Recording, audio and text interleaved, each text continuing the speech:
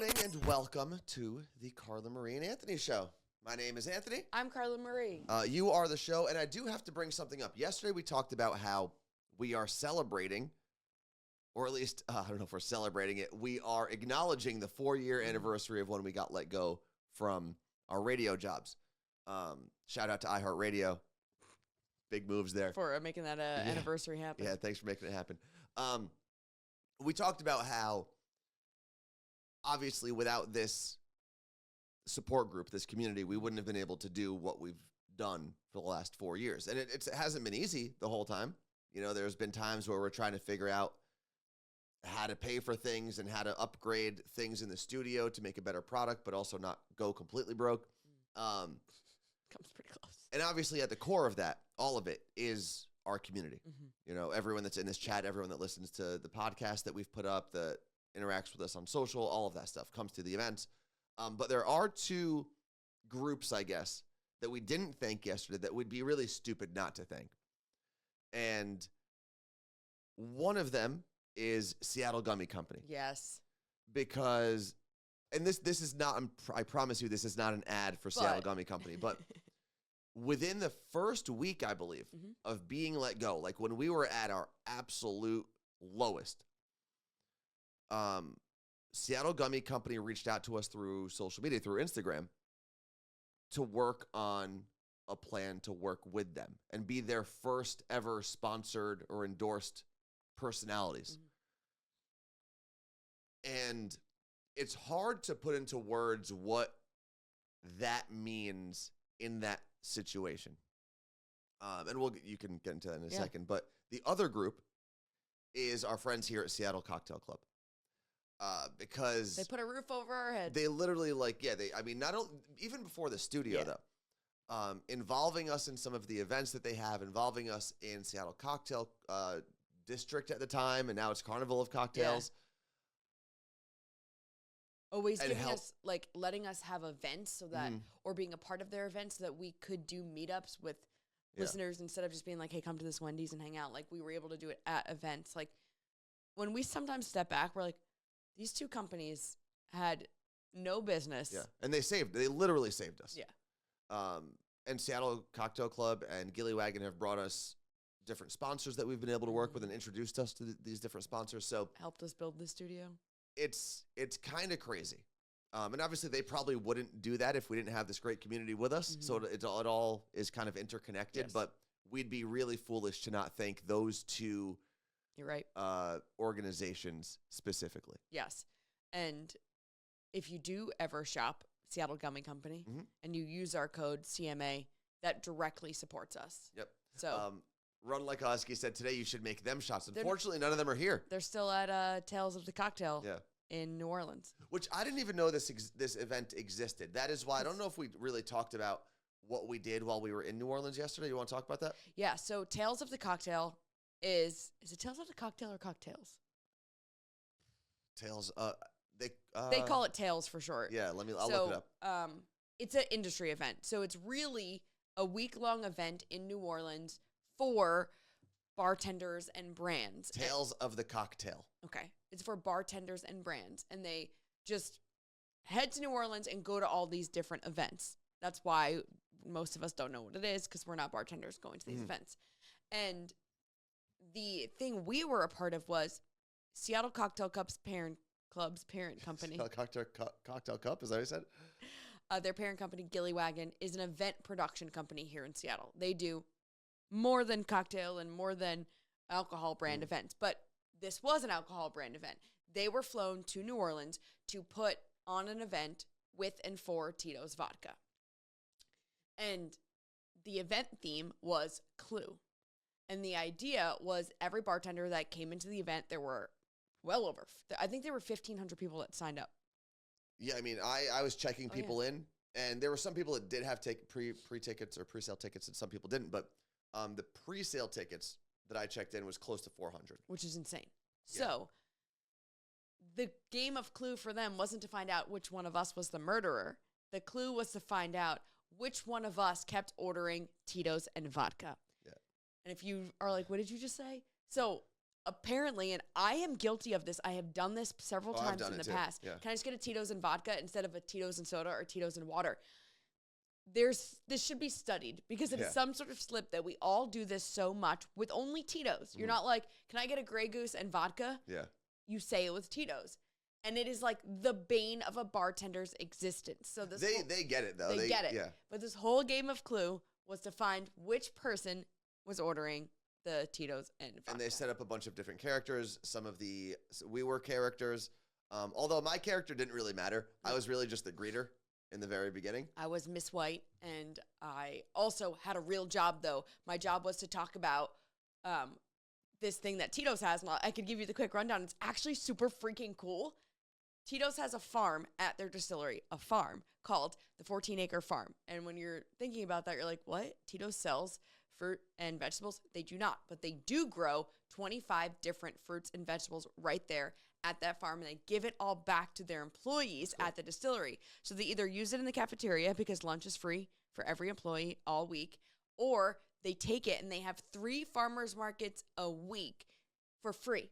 Employees just go and take whatever they want. That's pretty cool. And because they wanted to do something more than just pay their employees and give them health benefits. They're like, how do we make this a better experience for our employees? Let's give them free, good food. Yeah. They started realizing how amazing it was, and now they have 9 different community gardens across the country that they fully support and fund, and it's free for whoever's in that area.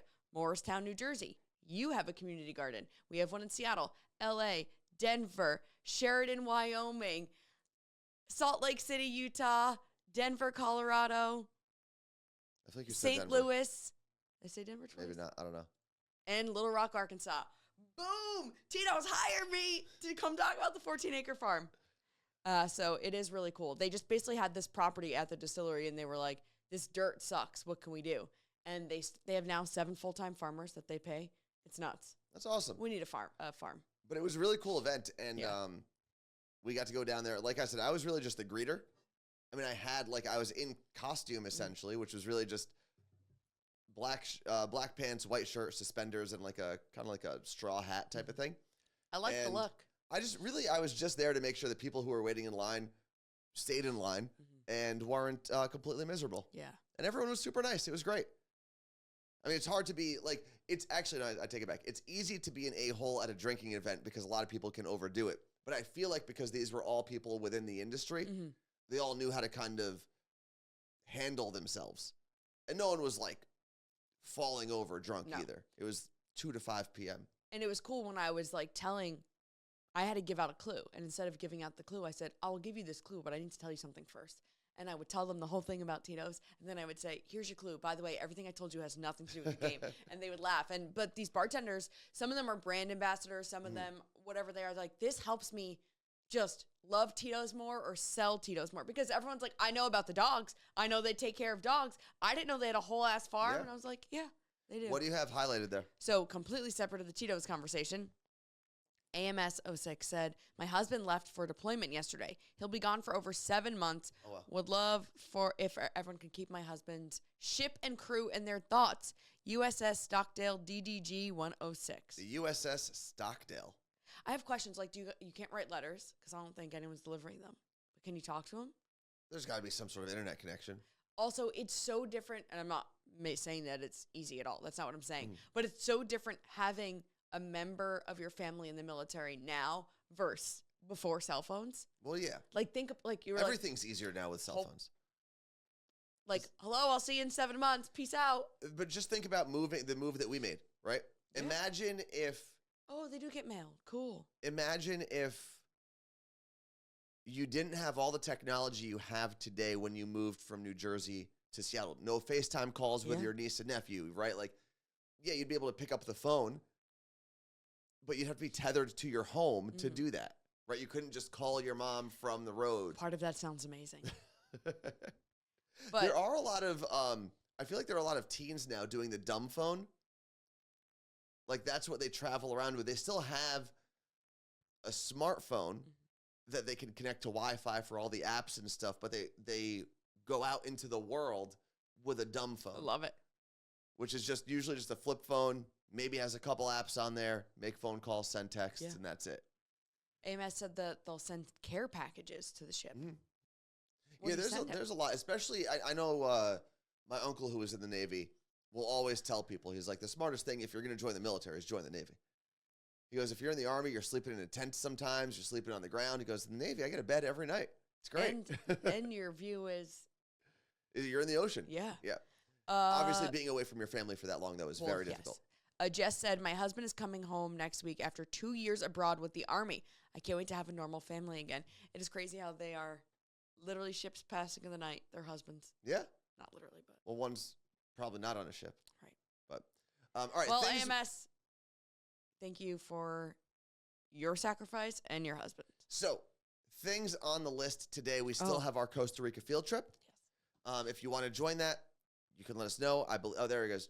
Claire is putting the link in the chat. Thank you very much, Claire. We also have Carla Maria's movie night, which is in a week and a half, basically. Oh, yeah. So explain the movie night for people who don't know. It's for the movie It Ends With Us. It is a free pre-screening. You do have to fill out the form, and it's still first come, first serve when you get there. So if you get to the movie theater and your name's not on the form, you're not getting it. It's a 2-step process. Yeah. Sign up ahead of time, otherwise you can't show up, and then show up a little bit early so you make sure you get in. Yeah, because they overpack the movie theater, but people do also not show up. So it's not like 500 people are going to get turned away. I don't think that's what happens. It does not. They'll also cut off the form at a certain point if it's too many people. And Claire put that link in there as well, so thank you very much, Claire. Thank you. Now, I want to talk about my spite in the air. I was about to call it Spite Airlines instead of Spirit Airlines. But I am traveling today for my brother's bachelor party, my brother Justin. I think Michael's in the chat as well.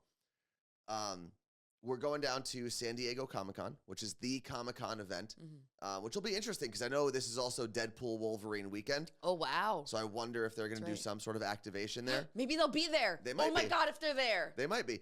I heard that the hall, which I believe is Hall H, that Marvel does all their stuff in, is an absolute zoo. Well, almost impossible to get into. If Hugh Jackman is there, Wolverine, you tell him. He knows us. I know. Yeah. I used to do phone taps on Elvis Duran in the morning show. He 100% knows who we are. I'll never forget. I was actually with Garrett. I think it was for maybe the Logan movie. It was one of Hugh Jackman's movies. And I was filming for Garrett. This is years and years ago. And Garrett is on the red carpet of this event in New York City at the AMC in Midtown, I believe it was. And he puts the mic out as Hugh Jackman is coming towards us. And he says, hey, I'm Garrett from Elvis Duran in the Morning Show on Z100. He goes, oh, I listen to you guys every morning when I drop off my kids at school. I love the phone I love the phone taps. And both Garrett and I are like, excuse me, can you say that louder into the microphone? But yeah, he was great. So, I mean, he doesn't know us personally, but he does know the brand. He would know that we if came I from. was like, listen, I did the phone tap with the girl who was allergic to peanuts at the bakery, and I sneezed and said, sorry, I must be allergic to bitches. He would remember that phone tap. But, so anyway, we're going down to San Diego Comic-Con. Hall H apparently is an absolute zoo, but I have no interest in really going to that. I just want to kind of walk around and see all the cool stuff, basically the glorified, nerdy flea Street market fair, that they got going on there. But I'm flying today because as I was tracking flights for this thing, at first I was like, oh, $300, that's not that bad. And I was looking on Alaska Airlines' website. And I realized much too late that when I was looking, it was $317, I believe, is what I was looking at. That was for one leg of the flight. So you worst Anthony'd yourself. You Yeah. worst assistant yourself. I'm sorry. And it's not like it would have changed the price, right? Yeah. It was still just very expensive. And I look and it says $600 something for the full fare. And I said, absolutely not. And it went up. It's got to go down, right? At some point, this has to go down. A direct flight for 2.5 hours should not be over From $600. Seattle to San Diego. It's 2.5 hours. So I keep tracking it, and I keep tracking it, and I keep tracking it, and it goes up to $700. And I keep tracking it, and it goes up to basically like $780 or something. So basically $800. And I said, I, out of spite, am not going to spend almost $800 to not get a seat, right? Because that'd be the basic fare. Not get a seat and only spend 2.5 hours in the air. $800 is insane. Scotty just said I would fly to LA and drive from there. So I looked at so many different options. At one point, I thought I was just going to drive down. It's about 17 hours. I'll stop in LA, and then continue to drive the next day. Pause. Run Like a Husky said, I could fly to Costa Rica for $500. Well, why don't you? And come on our trip. Okay. Exactly. Like you can leave the country and have a great trip for less than $800. So I looked at all these different options. Okay, what about a train? What about a train because there is a line that goes from Seattle to San Diego. It was almost as expensive, and it was going to take me 3 days. So that's not going to work. I'll set out on the Oregon Trail. Yeah. Then I said, okay, what about some layovers? Because Frontier had a couple flights that were available, but it would take like 11 hours to get there because most of them were late night flights that would get me into either Denver, Phoenix, or Vegas, which Phoenix and Vegas kind of makes sense. At least they're south. These Denver airlines makes no sense. But then I'd stay in the airport overnight and take the quick trip the next morning. So finally what I landed on was I found a $100 Spirit flight from Seattle to LA today. I'm going to stay at my cousin Rudy's house. That's great. Get to see the fam. And then take the train from LA to San Diego tomorrow. How much is the train and how long? It's like $30. That's great. For like 2 hours or something. And then on the way back, I'm flying directly from San Diego super early in the morning on Sunday, like 6 a.m. Yeah, it's going to be, especially after a night of drinking, it's going to be pretty tough. Then I land in Portland and take the train up from Portland here. I am saving myself about $500. It's great. And I thought to myself at one point, I was like, I could afford. It wouldn't be fun, but I could afford the $800 flight. But it's the principle part of it. Spite, principle, whatever you want to call it, stubbornness. So I am not paying this company, and I love Alaska Airlines. Yeah. But $800 for a 2.5-hour flight is bonkers. I know we've been like complaining about this for a year. Yeah. But airlines, they're really trying to catch up for COVID because we were like flying across the country first class. We were like $200. We were getting upgraded to first class because no one was on the flights. Like, I get it. You had a rough 2 years. I don't, because they got a $10 billion handout from the government. And they are quite literally effing the American people right now. It's so insane. So I've been looking at flights. We're trying to go home for Uncle Johnny's memorial. That's another close to $800 if we want to do that. Even like flying on a Wednesday. And a lot of it is because of summer, because I'm tracking flights to go back for Justin and Rihanna's wedding in October. And it's like $230 round trip. Yeah. And I'm like, but. Which is good. But what? For the record, that's a very good flight. Why? It's seasonal. And I understand that this weekend obviously is a big weekend in San Diego. A lot of those flights are booked, so the price is going to go up, blah, blah, blah. And there was someone, I think it was AMS, was saying that I have to get to the airport early in San Diego because it's a zoo. Thankfully, I will get there early. There is a zoo there. There is a zoo. But I do have pre-check. I have clear. And I'll still get there. I mean, I'm on like the first flight out that morning. So I think I'll be all right. Yeah. But I do have to talk to PDB about the airlines and their price gouging. But this is why we've talked about it in the Morning Show podcast. And not to get down like an economic or political train right now. Or path right now. I'm sorry, train. But if you remember, I think both of us have talked about it at some point on the Morning Show podcast. There was that merger that was blocked by... It was JetBlue and... By the FTC, I believe. JetBlue and Spirit? And maybe Spirit. And one of the reasons that the government came in and said, no, you cannot block, or you cannot merge these two airlines, is because when Spirit is on a route, like a common route, let's call it Seattle to San Diego, the average price across all airlines on that route goes down by $100. Because Spirit's so cheap. Because Spirit exists. And if one of the major airlines, like JetBlue, was to buy Spirit and get that low-cost fare out of there... Families can never travel. Exactly. So the FTC, or I think it was the FTC, whatever organization said, no, you are keeping Spirit Airlines because it's better for the American public. Yeah. So... Yeah, I'm a big fan of this current FTC. Never did I ever think I would utter those words in my life. Yeah. But I'm like, I love it. Love what you guys are doing. They have been on fire. Okay. But I will say that they are reprimanding airlines, making them pay, give out like credit where when your flight's canceled, like we only got a $75 credit for a 3-hour delay, but we would have not ever gotten that. $75 each. Right. Yeah. We would have never gotten that ever before. Yeah. So it's great. However, I do think airlines are turning around and punishing us by just giving us more expensive flights. Maybe. But they have to be policed. On-demand pricing can only go so far. Airlines and hotels are literally insane, and it's completely unfair that this is legal. Yeah. All right, moving on. From just terrible airline prices to terrible apologies. Have you seen this? What CrowdStrike is doing? The people that made the internet crash? Yes. So CrowdStrike, if you missed it, the reason there was that basically global internet outage, or computer outage, I should say, last weekend, was Microsoft ran an update to update their systems, and CrowdStrike ran an update as well, but it essentially ended up, there was a bug in it, and it became incompatible with the Microsoft update. So there was a glitch on all of the computers that had both of those programs on there, which was 8 million computers, or 8 million programs worldwide. But we have a friend who works for a company. I'm not going to say names. Mm-hmm. They work for a company that also had that same update, and they knew it was coming, so they just prepared for it, and they were fine. Yeah. So it's like, why didn't these other companies do that? It was a bug. Sometimes there's coding issues. It could be a simple mistake of one letter or number placed in the wrong spot, and you're screwed.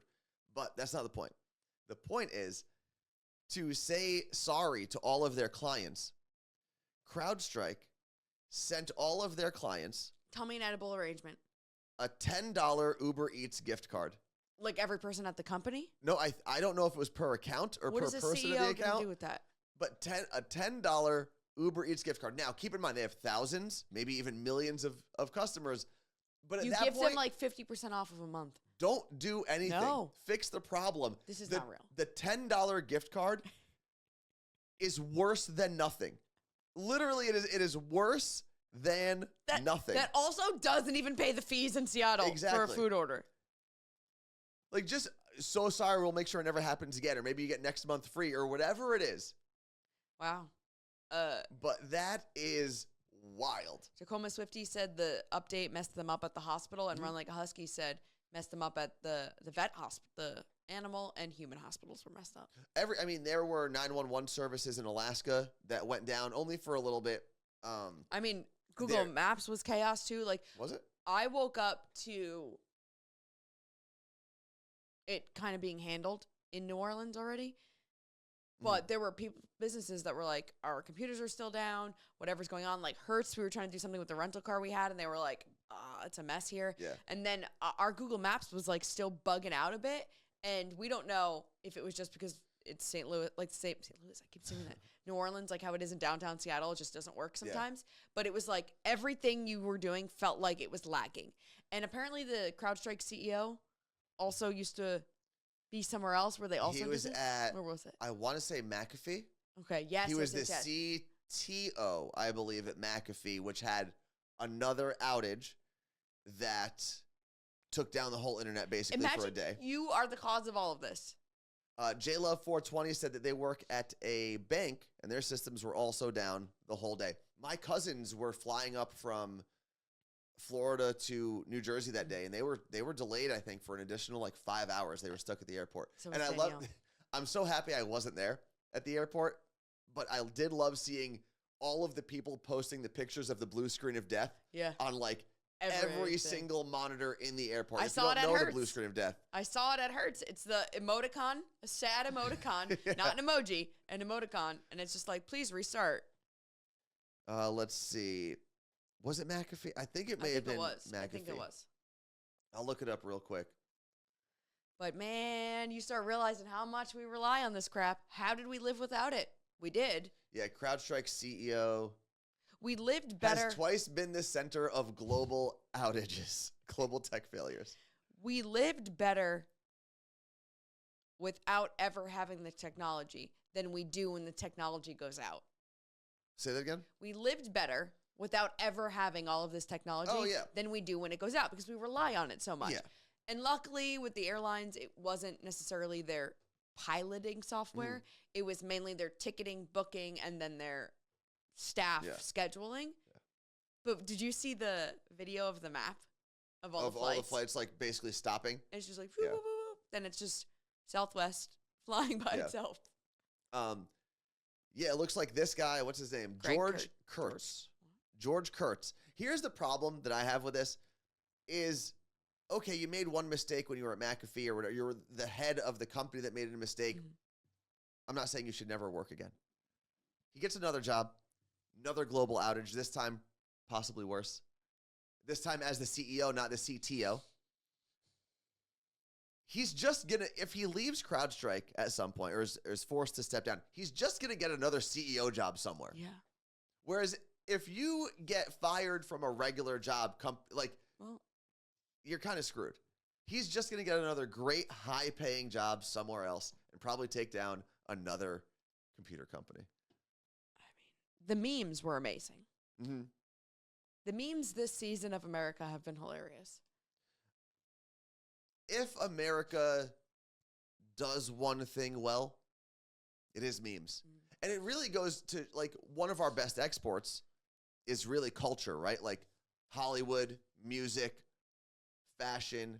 America does a good job exporting that. So it kind of makes sense that memes are like the next form of media. American people are funny. We're good. We are good. It's mainly because when you suffer unprecedented event after unprecedented event after unprecedented event after unprecedented event, you just become a shell of yourself that just makes fun of everything. Have you seen that, babe, wake up, there's more unprecedented events? I would love precedented events. I really would. But the funny thing is, when you take a deep dive into history, if you will, you start realizing that most of these unprecedented events are precedented, right? Like we had COVID. There was the Spanish flu 100 years prior to that. No, I wasn't here for that, so it was unprecedented. Biden is dropping out. There have been, I think, 5 other presidents who have dropped out close to this time or later in the primary season. So you start realizing, yeah, they're crappy and they make things a little harder to deal with, but we've gone through all of it before. Well, it's because we use the term breaking news for everything that we can't use breaking news for unprecedented. We have to use unprecedented. Yeah. Like, they could be like, breaking news, President Biden dropped out. Not unprecedented. Yeah. Stop the presses. This is chaos. Now, there's a precedent to most things. So, Nolly, how do I cancel my subscription to America? To this season of America? Let's see. Seems like it's like America's basically like a timeshare. You sign up for it, and then every child you have is sucked into it. You can't get out of it, and if you leave it, you have to denounce your citizenship to be able to fully disconnect. But I do think that the reason we think there are so many unprecedented events is there are a lot of crazy things going on right now, but at the same time, we get all of the information at the same time all day. Sucks. And that's not how people are supposed to get information. We're not as people supposed to know about typhoons across the world, civil war in another place in the world, droughts here, whatever it is. We're not supposed to be trying to comprehend all of that at the same time. You have to realize 17 years ago, when I was a sophomore at Rutgers, 17 years ago, we were talking about the 24-hour news cycle and the effects it has on our brains as just citizens and the effects it has on journalists and how there's this pressure to constantly put something out, which creates over-sensationalized journalism. That was 17 years ago when Twitter wasn't actually out yet when we were having this conversation. All we had was Facebook, where I don't think you could share links yet, and it was just news websites, and we were like trying to figure out how to fix this. You had to make time to go there, right? You had to like set down some part of your day to say, "Oh, I'm going to check the news." Yeah.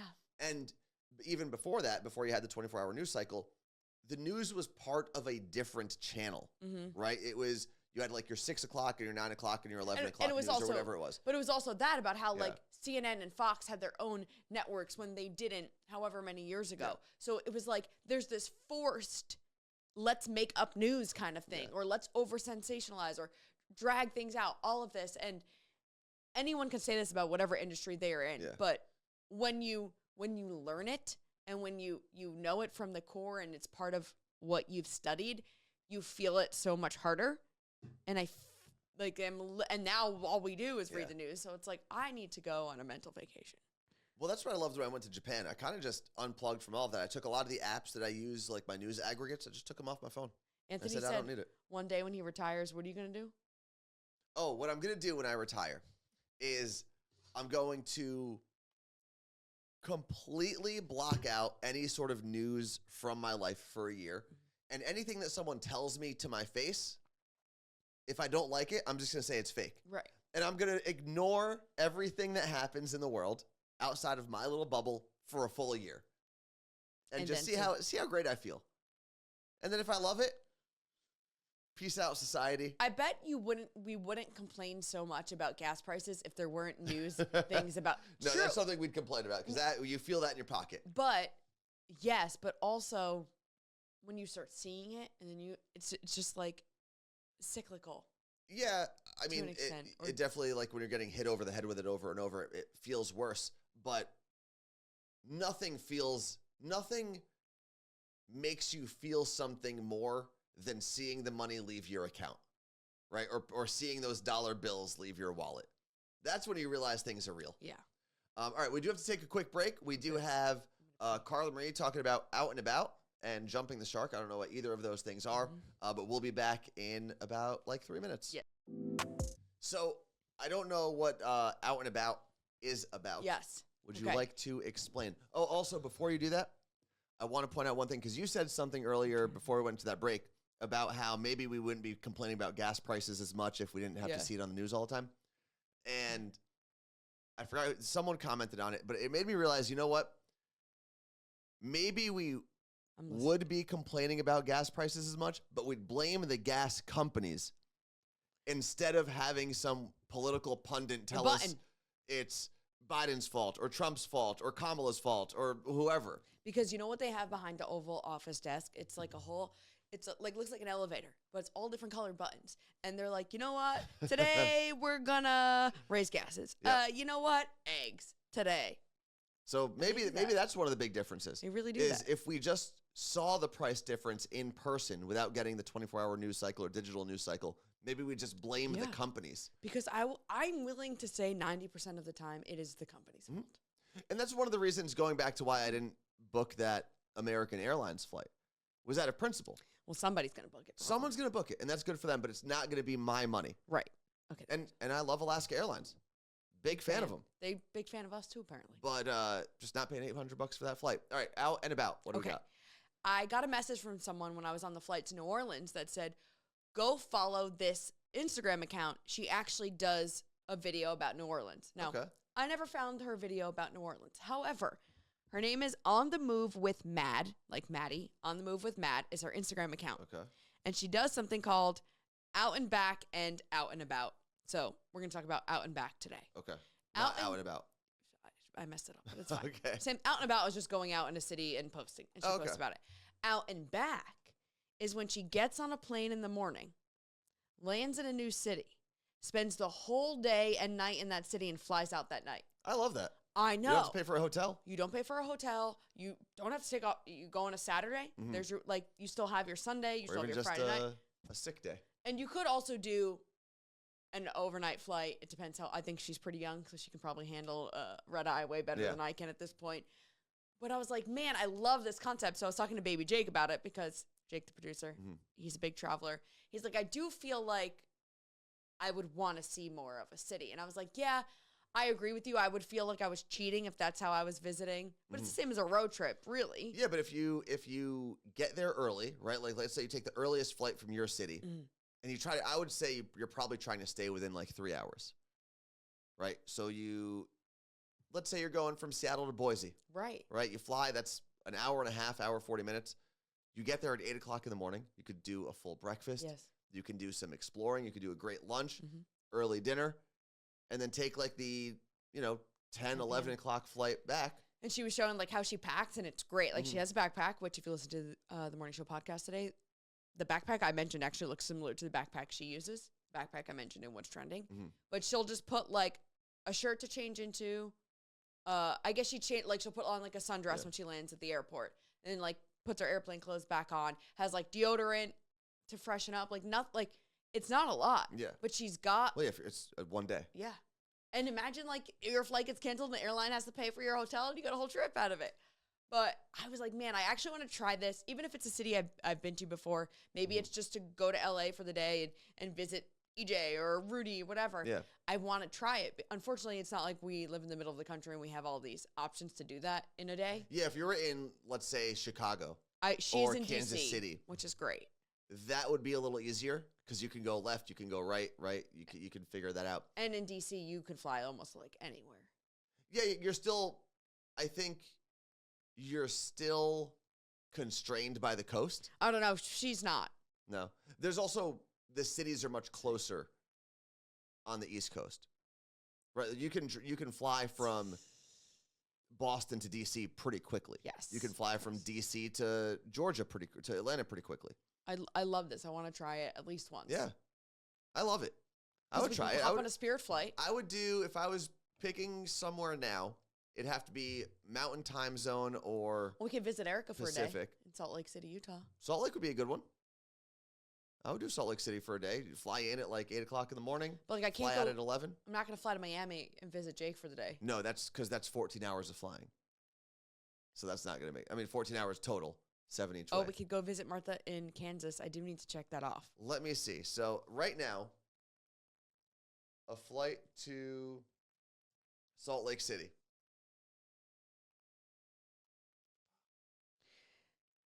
But I love this concept because it's a great way if you're single, right? You don't have kids, or you are single, or you don't have kids. I guess either works. And you track flights. Day of flights can be cheap sometimes. Yeah, like right now, you can get on Delta. You can go from Seattle to Salt Lake City. It's a 2-hour flight, nonstop, $99 one way. You land at 8:30. You land at 8:30 in the morning. You got your whole day ahead of you, and then let's see the return flight. Same day. You can hop on Another $100. But those are the morning flights. I want to see like a late night. Oh.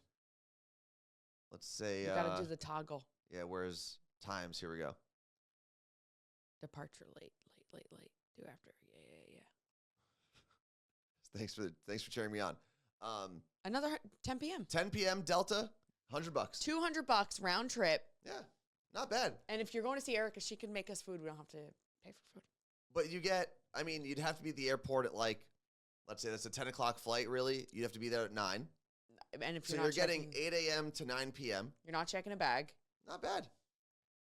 It could be pretty cool. And all you're doing really is buying your food, maybe passes to like whatever cool attraction is in that city. Believe it or not, Salt Lake City, pretty cool aquarium. Yeah.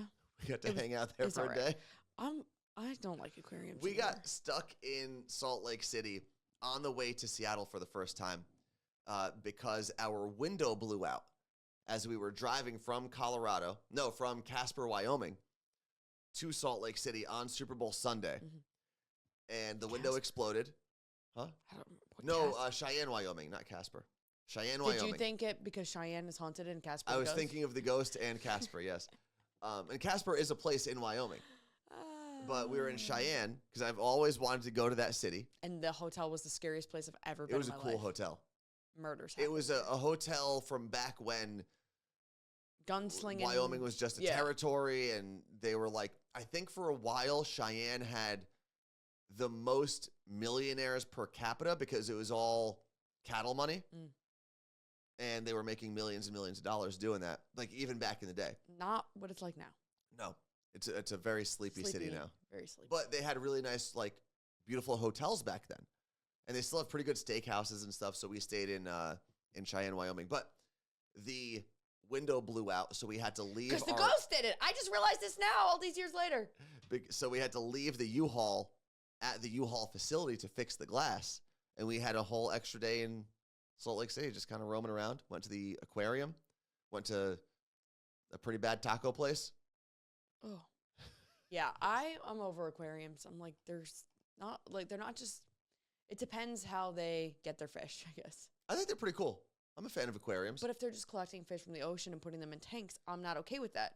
Same with zoos. Yeah. If it's a rehab situation, but I don't understand why we are breeding animals. And yes, I understand it's for research, but like there's another way to do it. Well, no, I mean, I talked about it a couple weeks ago, maybe 2 months ago, and I'm actually going to be talking about it tomorrow in the morning show podcast. Some zoos, like the story I did a little while ago was that San Diego Zoo had released some crazy number of California condors back into the wild by raising them, breeding them in captivity. That makes raising sense, them and then letting them go. And I believe the LA Zoo just broke their record for the most California condors born in a single season. And they're releasing them. And all of them, I believe, will be released. That's great. So good zoos and good aquariums, good ones, are great. I need to do my research before visiting. Listen, them. if you're going to like a roadside attraction, probably not the best living conditions for those animals. But like the Olympic Game Farm has like bison and eagles, giraffe. Like, I mean, they're all, it's like a essentially those are like sanctuary. Rehab, or sanctuary spaces. So like, there are. There's a right way to do it, people. Yes, there are good and right ways to house animals in captivity. And good reasons to do so as well. For research and conservation. We talk about it all the time in Hope for Humanity, how there are so many conservation efforts that start because local populations went extinct, but survived in zoos or in, what's the place? Sanctuaries.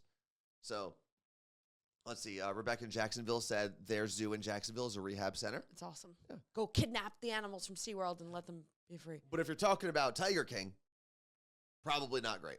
Probably. No, definitely not great. And who was the other guy? Doc Antle? Yeah. Didn't he have like a sex cult too? Or something crazy? The whole thing was like, so weird. From what I don't remember, want to go back to that point of COVID. From what I remember, the Tiger King story was actually not being filmed originally. They were filming a documentary about Doc Antle. And then the Tiger King story happened. And because they were related, they were able to pivot somehow. That was so insane. Something like that. Carol Baskin. Let's see. It's Kimmy Cam said the Wild Animal Sanctuary in Colorado and Texas are worth a visit. Run Like a Husky said you got to look for AZA accredited zoos. They're strict. Okay. Is that the American Zoo Association? Because we've been wanting to go to Woodland Park Zoo. Are they ADA? That's, I believe, ACA? one of the better zoos in the country. Also one of the biggest.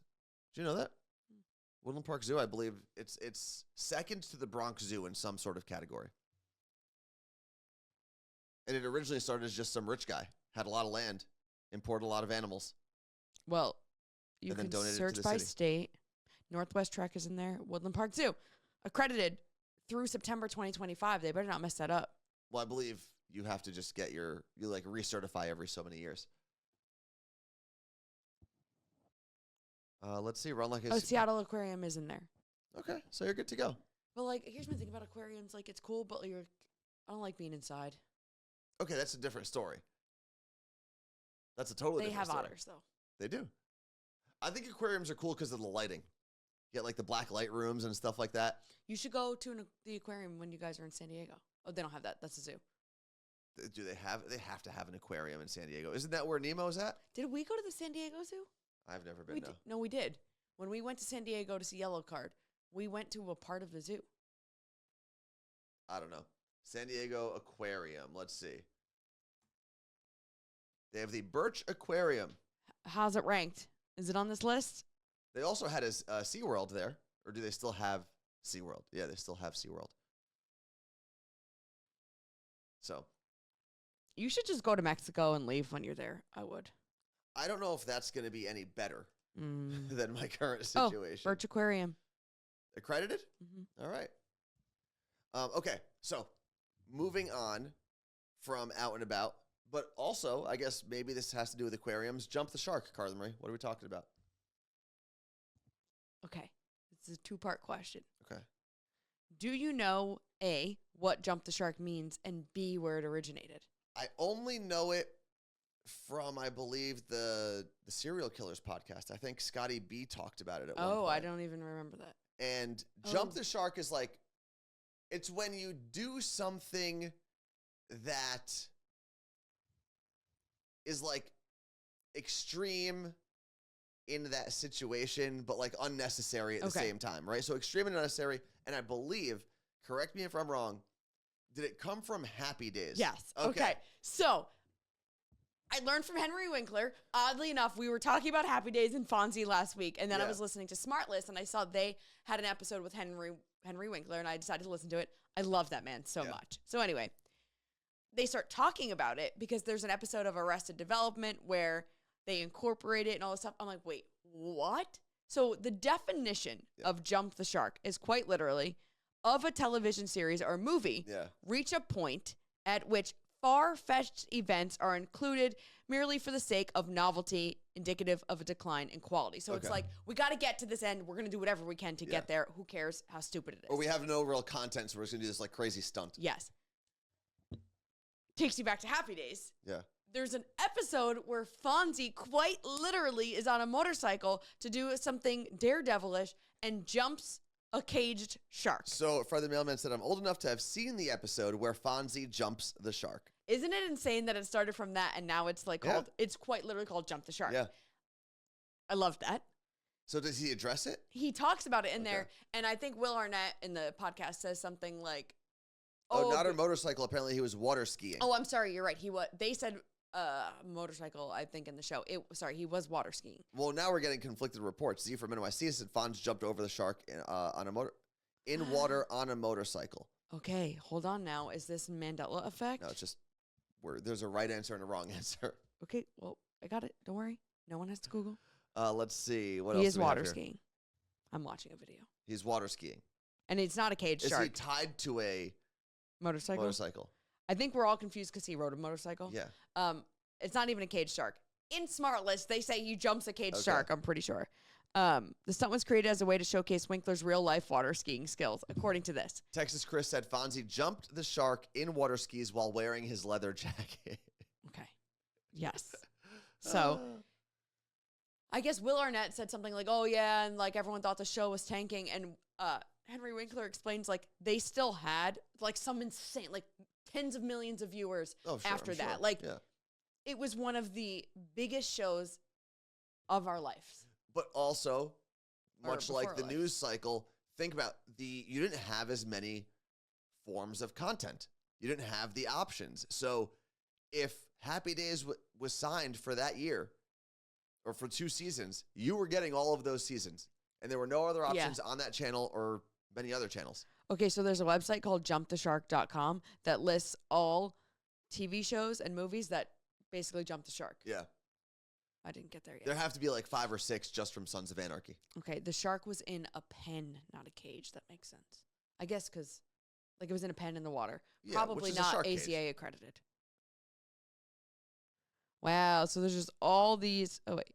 What? It's called jumptheshark.com? Apparently, but it took me to the tvguide.com website, so they probably bought it. Like, I was on a website, and it said jumptheshark.com, and when I did that... It went to TV Guide? Mm-hmm. Oh, it sold to TV Guide for over $1 million. That's cool. Just a list that someone made of weird TV moments. TV Guide probably bought it on purpose because they didn't want people to know about it. Now I gotta look into Big TV Guide. Yeah, all the Fast and Furious movies have to be in there. Like the best example, the best recent example is probably in, I guess it was Fast and Furious 8, whatever it was actually called, the 8th installment of that franchise. Is that the one where I believe they went to space? 8 or 9. And everyone was like, this is insane. I feel like if anyone watched Sabrina on Netflix, there was a lot of, is it called Jumping the Shark when they are also just, because there's a lot of witchery and magic in that show and they just start making shit up. And you're like, wait. They like make up spells to like solve situations. And I'm like, ugh. No, that's probably just lazy. I don't know if that's called Jumping the Shark. So this web's Screen Rant says The Office jumped the shark with a moment that arguably improved its lead character. While Michael Scott's failure to find love was funny for the first few seasons, it became bleak after his best love interest Holly left. As much as it was fun and heartwarming to see Michael reunite with her and leave Scranton, however, when Michael left, he took the show's delicate balance with him. I would not say that's jumping the shark. This is wrong. Yeah, I don't know why that. That's called growth. Or just maybe they didn't like that storyline, but I don't know if that would qualify as jumping the shark. Let's see. Brian dies in Family Guy? Okay, well, come on. Well, he's still alive. Don't say that. It's a spoiler alert or something. We do have to get out of here because I've got to get some stuff done before I hop on my flight to LA and then enjoy Comic-Con for the first time in my life. I also found out we are going to be getting exclusive Comic-Con chocolate bars while we're down there. Oh, you definitely are? Yeah, so there's... Do they have golden tickets? The company that does all the food services for the convention center is called Sodexo. They also do the food at T-Mobile Park. They probably do a lot of your schools in your area. Mm-hmm. That's like their big money maker, but they also do stadiums and convention centers. And we know some of the people who do marketing there. And I had told them when they were here for an event in Seattle, hey, I'm going to be at Comic-Con. Let me know if there's anything going on. And they connected me 2 days ago with whoever is in charge of their concessions there. And they're hooking me up. I don't know how many we're getting, but with like some limited edition chocolate bar of some sort. Does it have nuts? Probably. I think they have like 5 different variations. Can you bring me some? I'm thinking of a Reptar bar, and if it's not a Reptar bar, I don't want it. All right, we are out of here. Yes. What costume are you wearing? Everyone wants to know. So I am not wearing a costume. Your brother said their costumes in here earlier. Yes, but I also got Roosevelt shirts for everyone based on an anime, Naruto. And I have those shirts for everyone from the Roosevelts. I think you and your 2 brothers should go as the Powerpuff Girls. Isn't there 4 of them? No, there's 3 of them. Buttercup, Bubbles, and the other one. I wouldn't be against it, but it might be a little too late to pack that into my backpack for Spirit Airlines. Because if I take anything over a backpack, it's an extra $65. Don't even sneeze on that plane. Are you allowed to use a seatbelt? I didn't buy bathroom access. I didn't buy... I only bought a limited amount of air, so hopefully we don't stay in the air too long. What else? There's a 4th Powerpuff Girl, so I have to come. Oh, I think we're busy that day. Sorry. We are actually busy that day with a bachelor party. It is time to get out of here. Thank you very much for hanging out with us. We will be back on Monday. And don't forget, there is a new episode of the Morning Show podcast. You can listen to that anywhere you get your shows. If you're coming to Seahawks training camp on Saturday, let me know. I got to see Tacoma Swiftie yesterday, so. Peace out.